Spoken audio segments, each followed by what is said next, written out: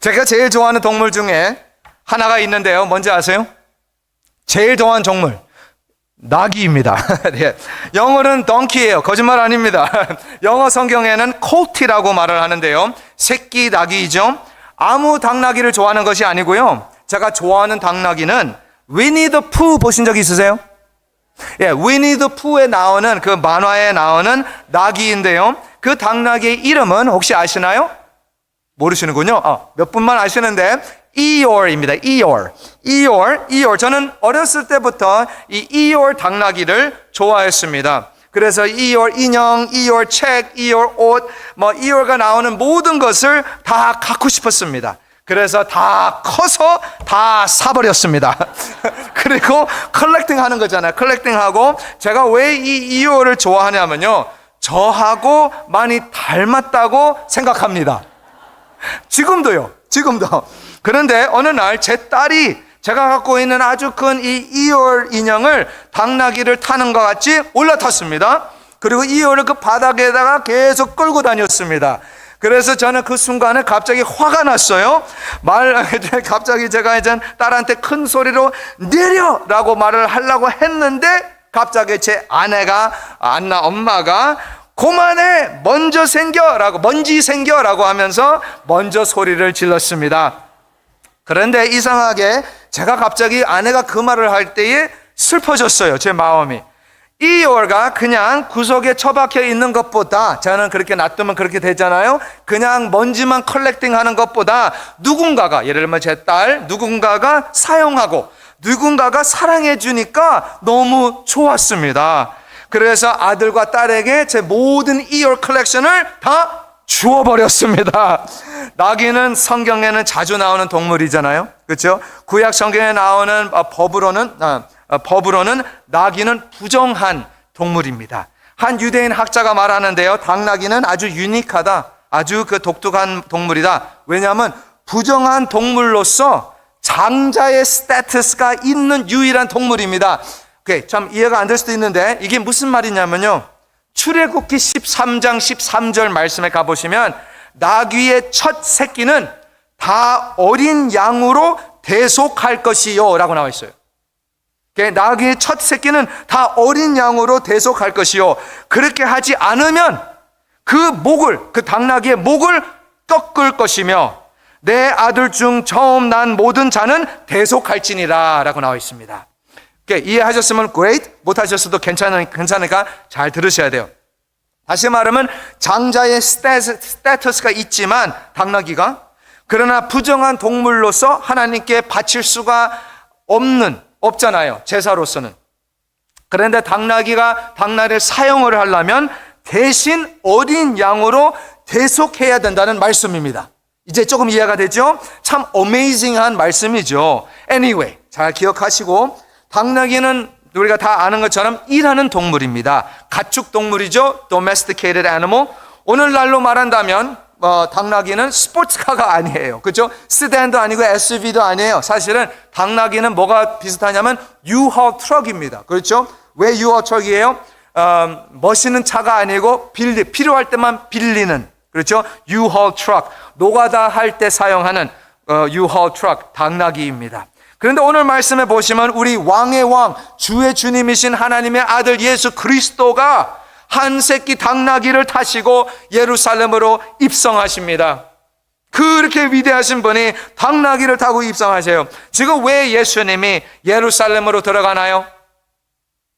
우리는 다 알잖아요. 알지요? 예수님 우리의 죄를 위해 그 십자가의 길을 가는 거잖아요. 그 죽을로 가는 거잖아요. 그 고난의 길. 그래서 예수님은 아주 무거운 마음으로 그 예루살렘으로 들어가는 겁니다. 무거운 마음이잖아요. 예루살렘으로 들어가기 위해서 제자들에게 말씀하십니다. 30절에 나오는데 너희는 맞은편 마을로 가라. 그리고 들어가면 아직도 아무도 타보지 않는 나귀 새끼가 매여 있는 것을 보리니 풀어 끌고 오라.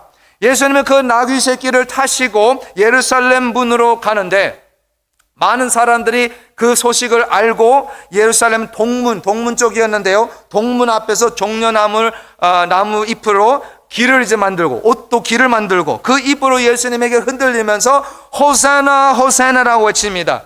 38절 말씀에 찬송하리로다 주의 이름으로 오시는 왕이요 하늘에는 평화요 가장 높은 곳에는 영광이로다 라고 외쳤습니다. 성경을 잘 아는 사람들은 그 당시에 거기에 있는 사람들 중에 아마 스가랴 9장 9절 말씀을 기억했을 겁니다. 거기에 서 있으면서 시온에 따라 크게 기뻐할지어다 예루살렘에 따라 즐거이 부를지어다 보라 내 왕이 내게 임하시나니 그는 공의로우시며 구원을 베푸시며 겸손하셔서 나귀를 타시나니 나귀의 작은 것 곧 나귀 새끼니라 이렇게 나와 있습니다. 우리의 그 예언이잖아요. 구약 성경에 나오는 예언. 우리 예수님은 지금 말씀을 성취하고 계시는 거잖아요. 그렇죠? 옛날 된 말씀을 다시 말하면 성경이 오랫동안 예언하고 있었던 바로 그 메시아, 우리의 구원자 하나님의 아들 예수님인 줄 믿습니다. 너무 빨라요? 다 이루어져야 할 말씀을 예수님은 살아가고 있습니다. 그렇죠? 그러나 예수님의 마음은 무거웠어요. 예루살렘으로 가야 할 이유가 다 알잖아요. 죽으러 가잖아요. 그 화려한 금 경마차로 타고 가지 않았어요. 그렇죠? 아주 낮은 그 새끼 당나귀로 타시고 그 축제 같은 분위기 가운데 예루살렘으로 들어갔습니다.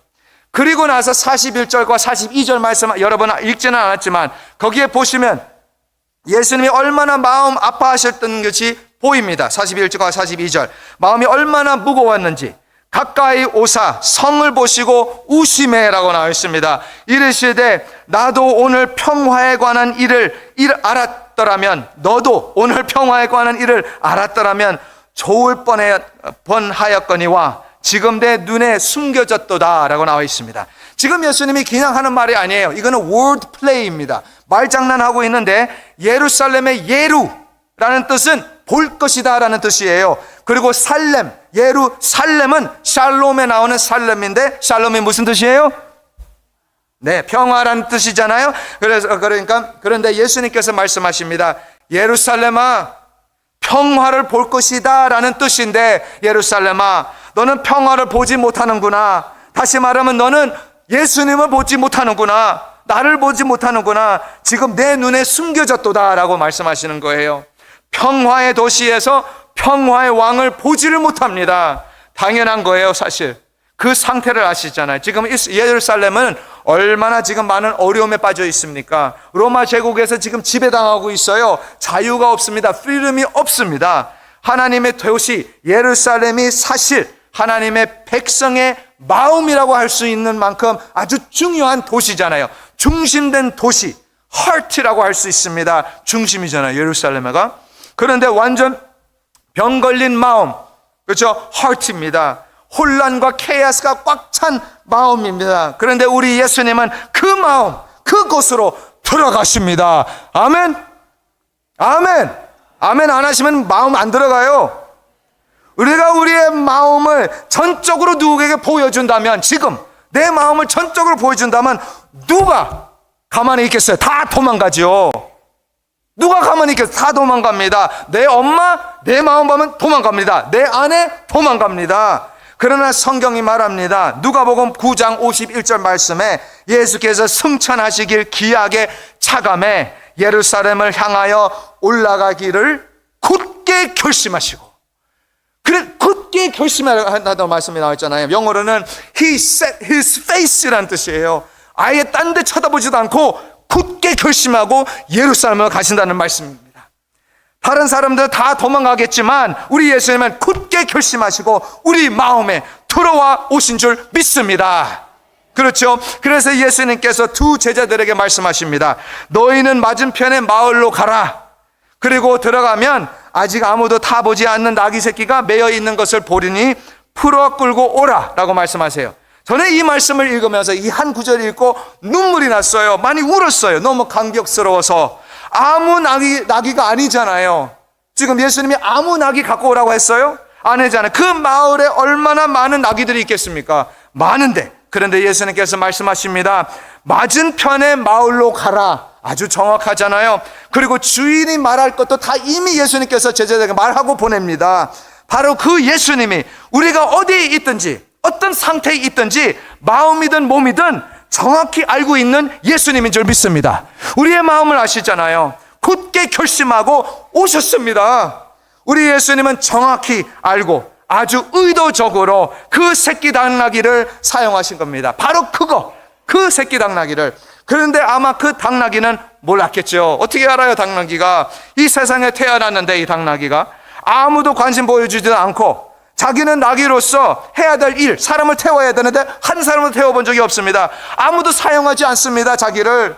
쓸모없는 나귀가 되어버린 겁니다. 나는 지금 왜 태어났지? 내가 지금 왜 살고 있지? 라는 생각을 하고 있을 거예요. 그러나 우리 당나귀 여러분, 이것은 rejection이 아닙니다. 거절이 아니에요. 거절하는 것이 아니라요, rejection이 아니라 reservation인 줄 믿습니다. reservation입니다. 예약이잖아요. 하나님께서 예약해 놓은 거예요. 우리는 예약된 당나귀들인 줄 믿습니다.